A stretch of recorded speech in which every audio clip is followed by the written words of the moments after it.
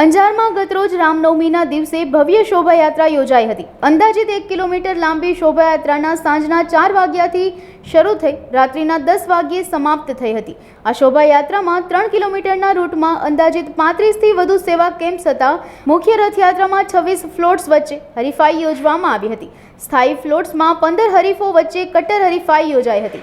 આ શોભાયાત્રામાં ચૂંટણી જાગૃતિ અભિયાન જેવા વિવિધ ફ્લોટ્સે મુખ્ય રથયાત્રાની શોભામાં આકર્ષણ જમાવ્યું હતું। કાયદો અને વ્યવસ્થા જળવાઈ રહે તે માટે પોલીસ દ્વારા સજ્જ બંદોબસ્ત ગોઠવવામાં આવ્યો હતો, જ્યારે સ્થાયી ફ્લોટ્સમાં નાના બાળકોએ કરાટેના દાવપેચનું પ્રદર્શન કર્યું હતું।